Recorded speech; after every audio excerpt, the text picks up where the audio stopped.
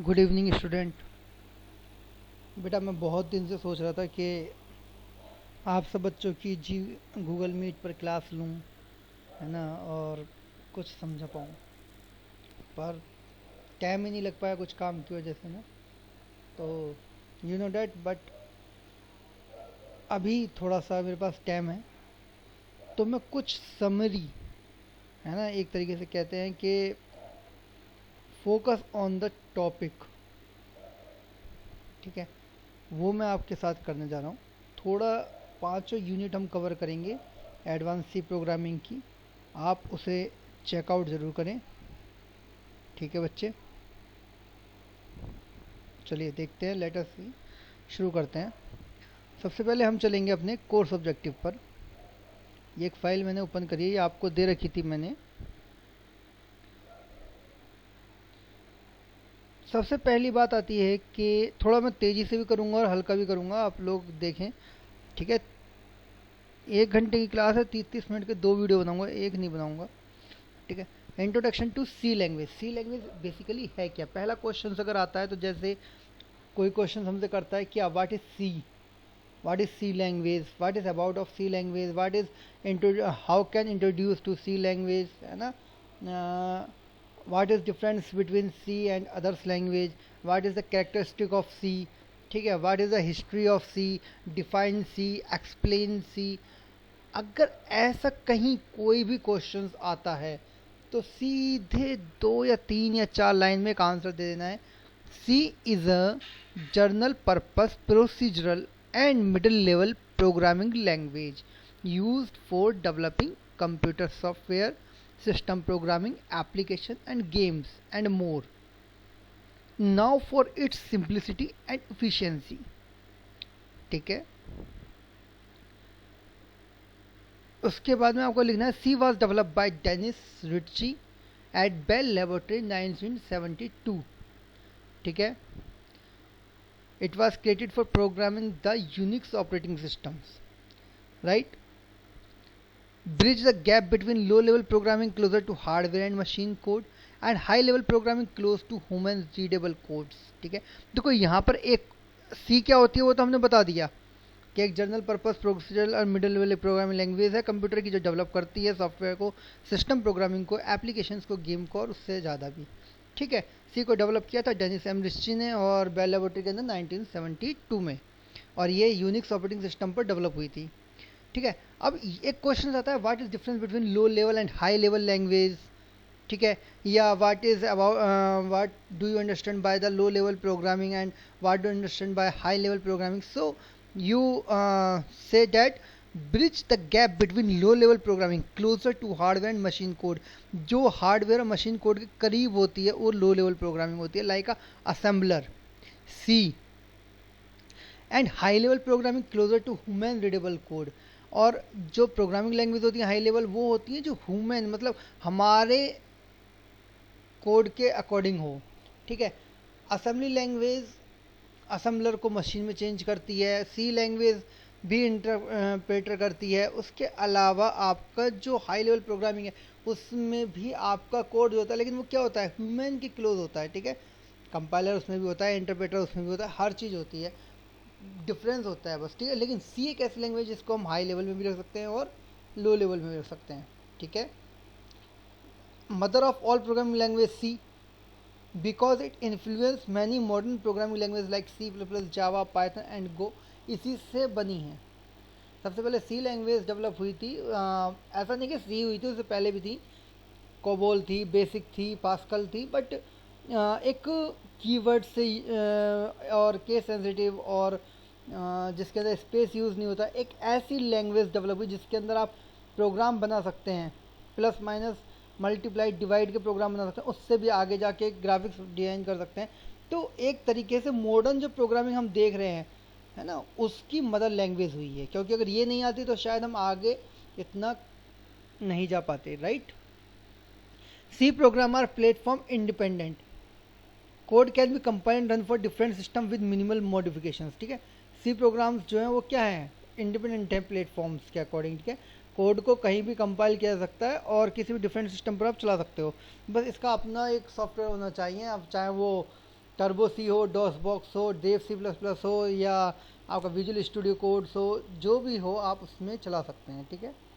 Do not require heavy run time environment और libraries making it ideal for low source system.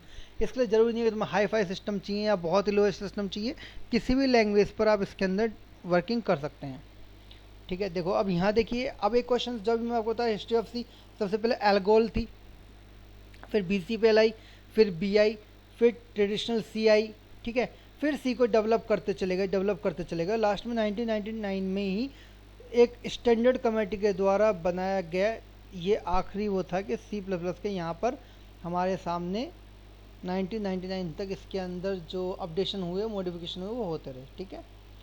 The C programming language was created at Bell Laboratory in the early 1970s mainly by Ken Thompson and Dennis Ritchie for the Unix operating system। ये मैं आपको बता चुका हूँ, तो इसके लिए कोई ऐसी दिक्कत बात नहीं। अब आगे देखिए कहता है program need a more user friendly set of instruction assembly program which communicate directly with the computer hardware and lengthen complex during the adding new functionality require a lot of time and effort, ठीक है। जो आपकी assembly language थी वो directly computer hardware के nearest थी और उसमें काम करना कॉम्प्लेक्सिटी गेन होती थी, लेंथी थी, तो उस हिसाब से उसमें टाइम भी बहुत लगता था और एफर्ट भी बहुत लगाने पड़ते थे। तो सी लैंग्वेज जो है वो कैसी, वो आपकी एक तरीके से बहुत स्टैंडर्ड और बहुत बेसिक और इफ़िशिएंट लैंग्वेज है, ठीक है। क्लियर हो गया।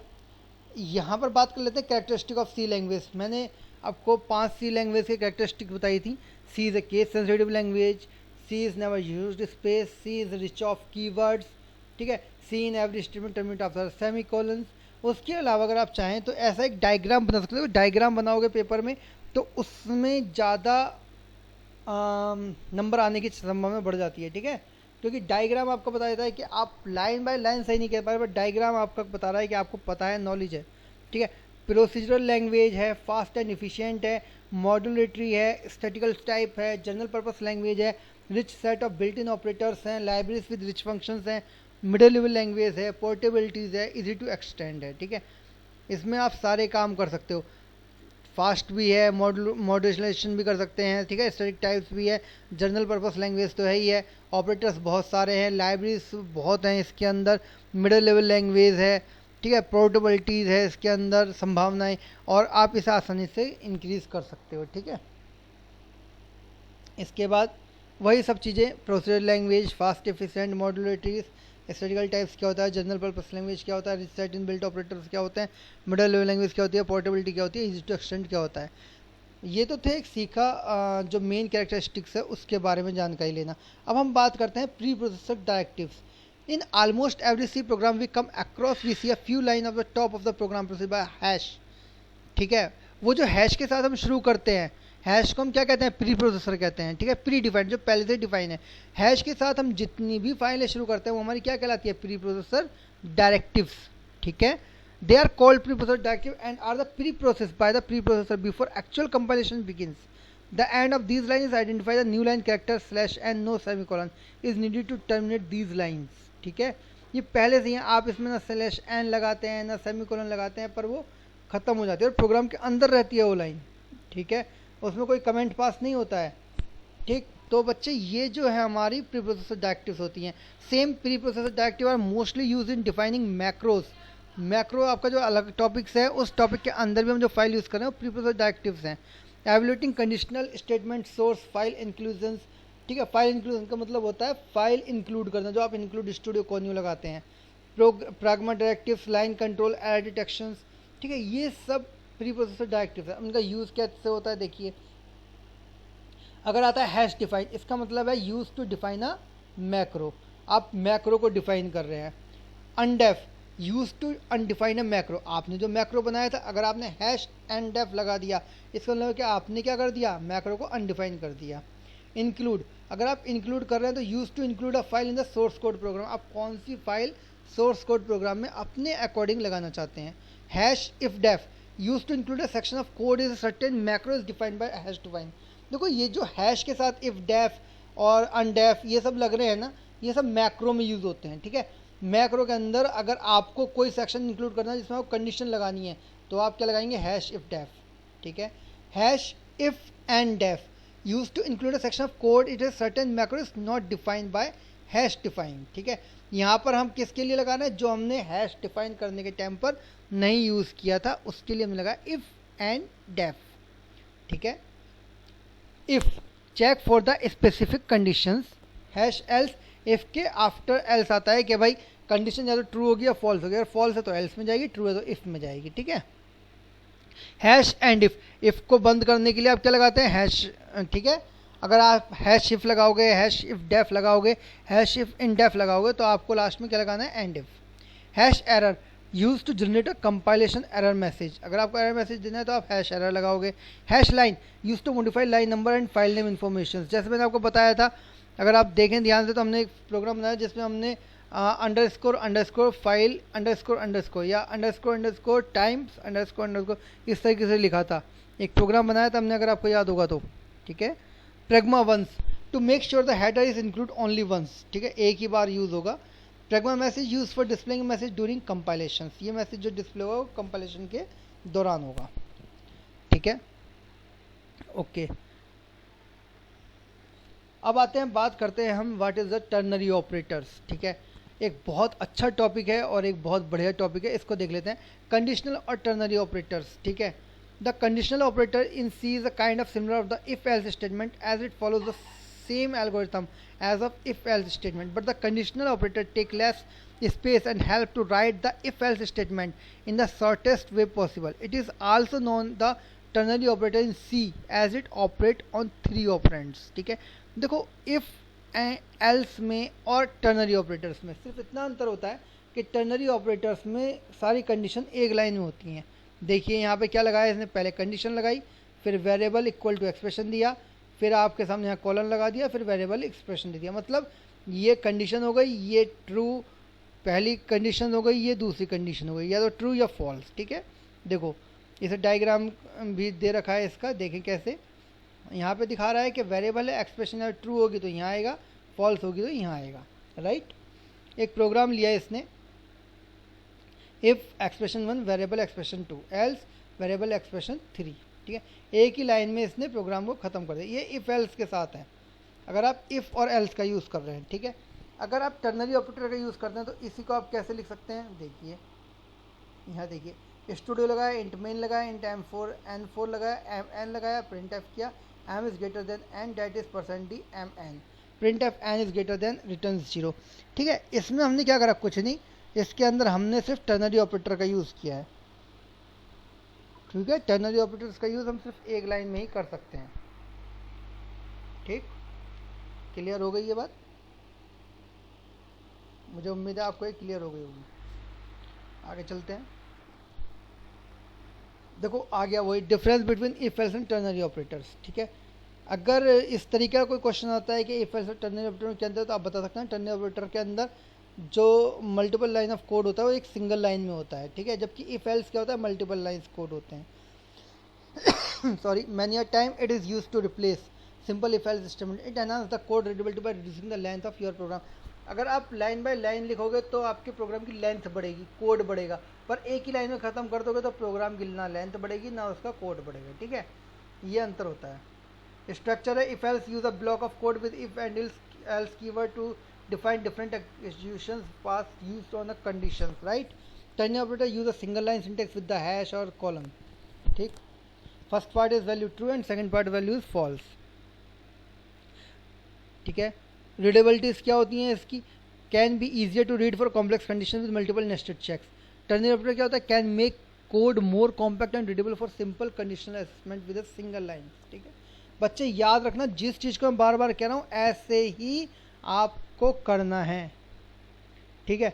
हर छोटे छोटे चीज़ों का प्रोग्राम बना दो, हर छोटे छोटे चीज़ों का अगर आपको पता है कि डायग्राम है तो डायग्राम बना दो, ठीक है। देखो यहाँ पे इसने कंडीशन लगाई, ठीक है, इसने कहा if age result you are else result ये, और यहाँ पर एक लाइन में लिख दिया let integer result age greater than equal to 18, you are adult और you are not adult, right. Header file introductions, ठीक है। हेडर फाइल इंट्रोडक्शन आपको पता है, hash include studio conio लगा देते हैं, वो हमारा सेम फाइल हो गई, ठीक है, ठीक। इसे देख लें एक बार। स्टूडियो आपका परफॉर्म करता है इनपुट एंड आउटपुट ऑपरेशंस को, स्कैनफ प्रिंट एफ। कौन यू आपका गेट सी एच क्लियर स्क्रीन पुट ch, ठीक है। स्ट्रिंग आपका, स्ट्रिंग के function string length, string copy, string compare, string size, ठीक है। मैथ आपका square root, log, power. Error जो है आपका एरर नंबर, सेट एरर और पैरर, ठीक है। फ्लोट आपके फ्लोट पॉइंट लेता है। सी टाइप आपके टाइप कास्टिंग करता है। Set IUMP, it contains standard utility function like malloc, reloc, etc. It contains function prototype for function that allowing bypassing over the usual functions call and return sequence, ठीक है। Time आपका date times और gate date और set date देता है, right. एक programme इन्होंने बना दिया है। इस प्रोग्राम को आप देखिए किस तरीके से इन्होंने बनाया है।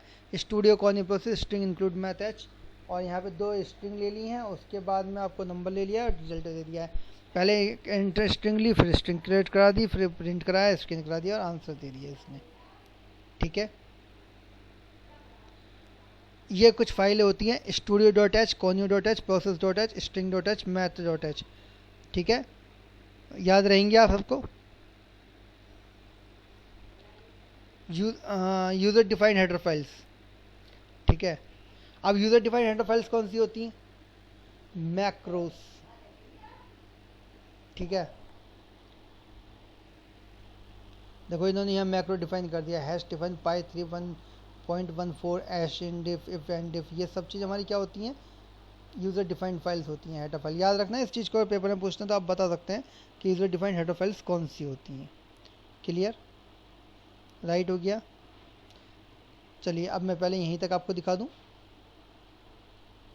चलिए अब देखते हैं हम यहाँ पर जो हमें दिखाना है।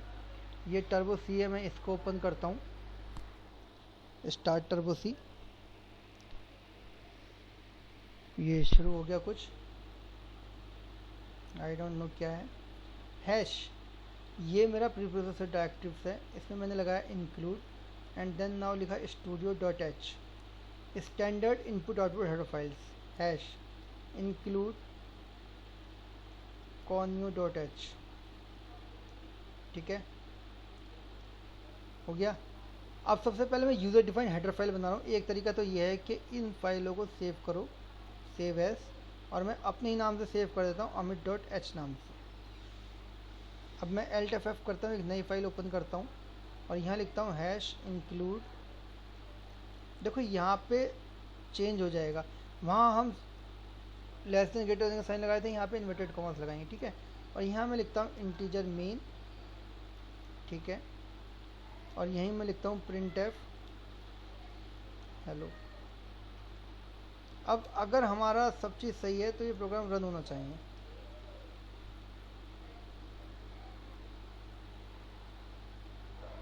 प्रिंट करा दिया इसने हेलो।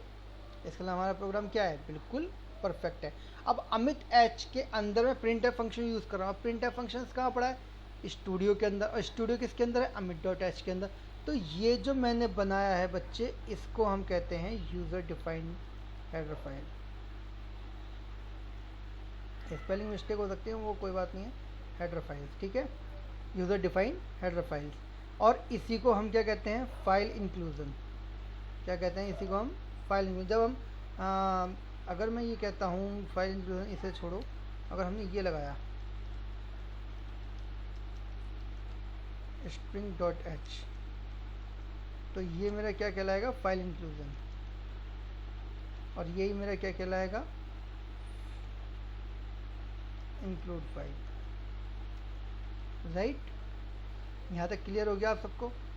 इसके बाद अब मैं इस फाइल को यहाँ पे होम पे जाता हूँ, इस फाइल को तो रखता हूँ यहाँ लगाता हूँ, ये इससे बंद कर दिया, ठीक है।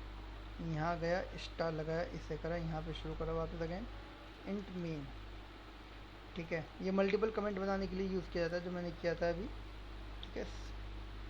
अब देखो यहाँ पर मैं इंट मेन से पहले एक करता हूँ हैश डिफाइन, और यहाँ पर मैंने क्या लिखा?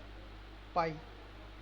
बनाया था ना एक प्रोग्राम पाई का, और पाई के अंदर मैंने क्या लिख दिया? 3.1419, ठीक है। अब मैं कुछ नहीं कर रहा, मैं यहाँ पे बस कर देता हूँ इंटीजर में a ले लिया, b ले लिया, और मैंने कहा भाई b equal to a into pi हो जाए। एक बात याद रखना, जब भी हम मैक्रो लेते हैं कोशिश करते हैं कि उसको हम कैपिटल रखें ताकि अलग ही दिख जाए, कि वो हमारा मैक्रो है। ठीक है, %d एंड देन p। अब मैंने b की a की वैल्यू तो कुछ ली नहीं है, तो मैं यहाँ पे a की वैल्यू डिफाइन करता हूँ 6। ठीक है, रिटर्न करते हैं 0, देखते हैं रन करके कितना आंसर आ रहा है, 18। ठीक है, 6 3 जा 18, तो बिल्कुल सही है आंसर। और इसी को अगर मैं फ्लोट में कर दूं, अगर मैं इसी को फ्लोट के अंदर करता हूं, देखिए आप। ठीक है, अब इसका आंसर देखिए क्या होगा।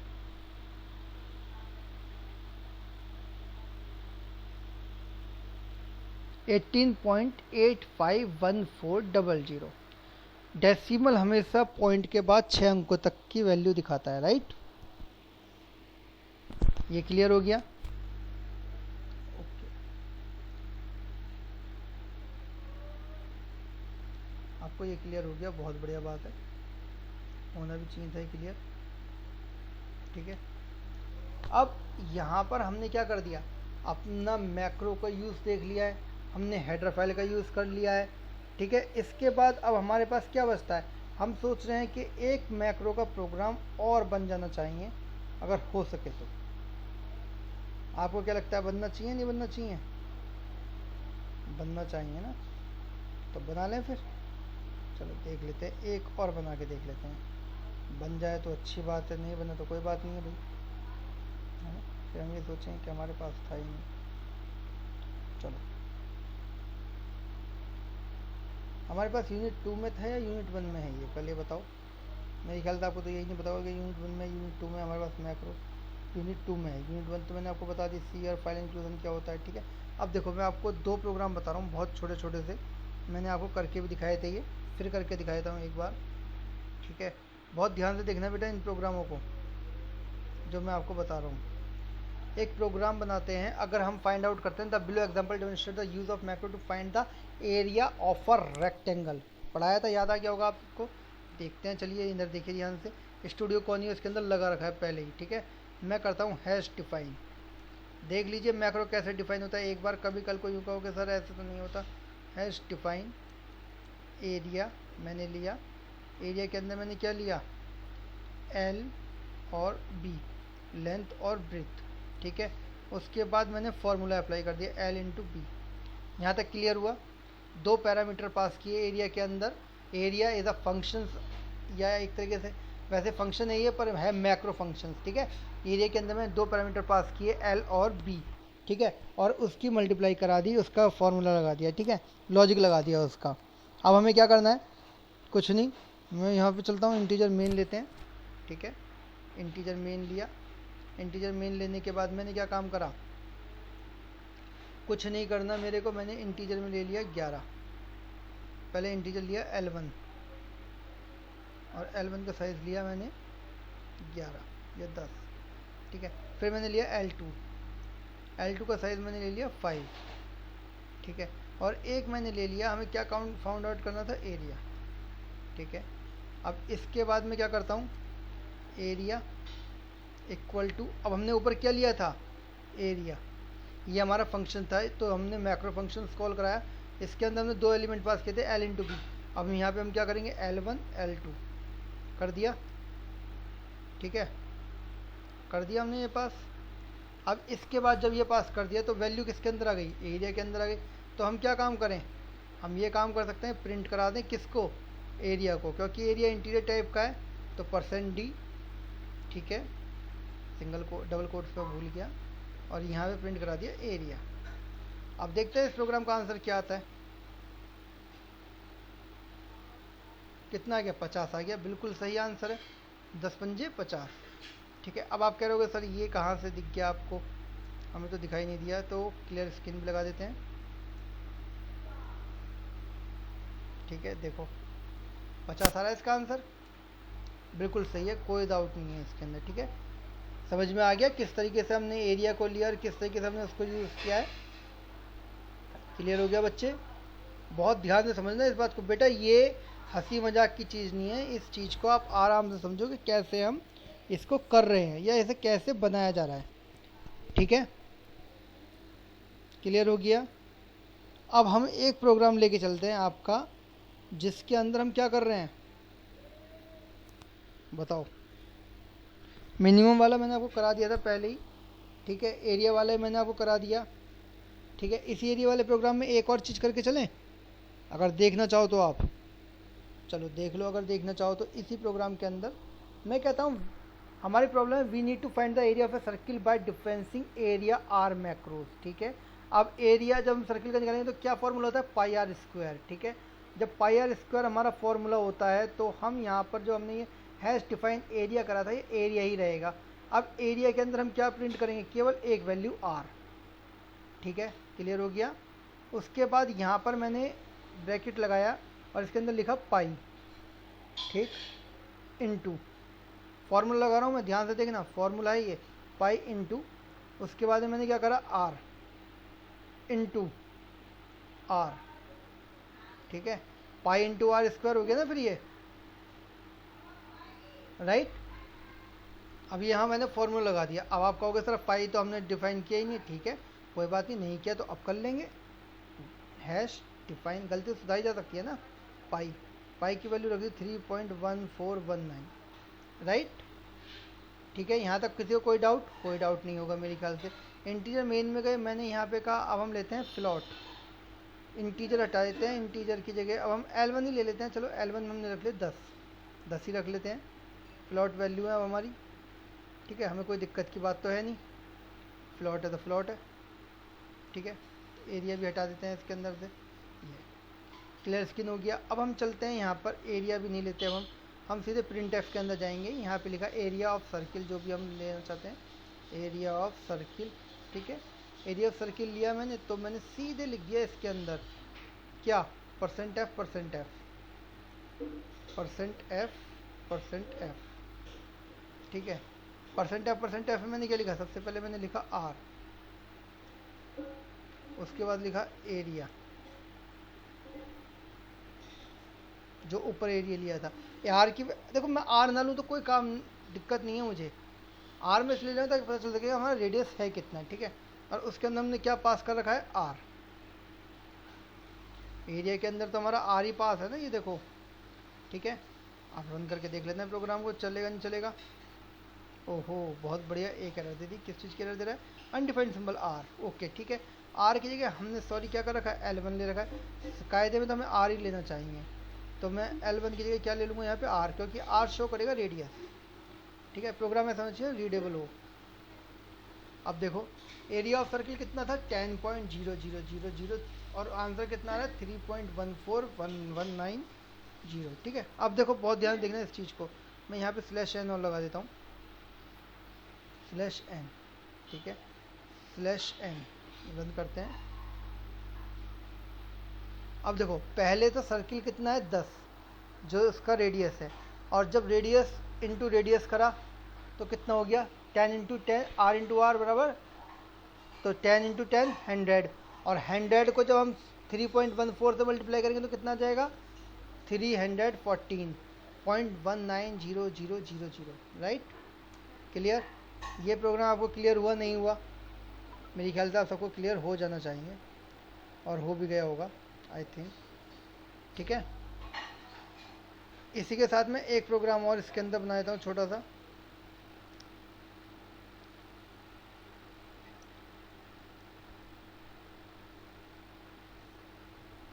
क्या कह रहे हो, नहीं बनाऊं, देख लो, मैं तो कह रहा हूँ एक प्रोग्राम और बनवा लो। चलो जवाब मैंने कर रहे तो नहीं बना रहे। ठीक है बच्चों, आपको समझ में आ गया। अब इससे आगे हम नेक्स्ट वीडियो में स्टार्ट करेंगे, इतने इसे ध्यान से समझो और ज़रूर समझ लेना। मैंने 3-4 प्रोग्राम बता के आपको बहुत सारी चीज़ें बता दी हैं।